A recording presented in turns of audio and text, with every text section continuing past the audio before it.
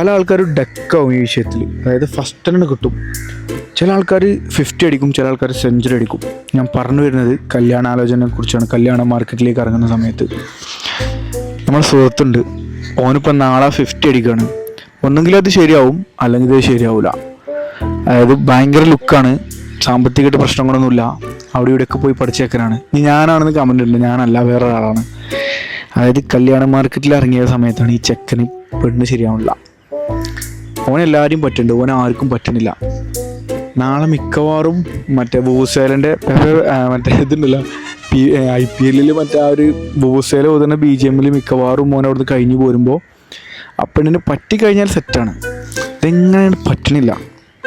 അതായത് എങ്ങനെ നടന്നു കഴിഞ്ഞാലും നമ്മളെ മാർക്കറ്റ് വാല്യൂ നമുക്ക് എപ്പോഴാണ് മനസ്സിലാവുമോ?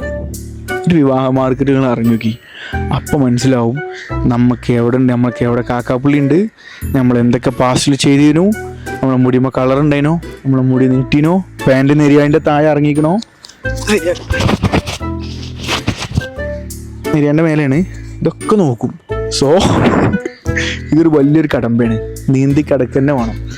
നീന്താത്ത ആൾക്കാർക്ക് അതായത് വാക്കുകളില്ല.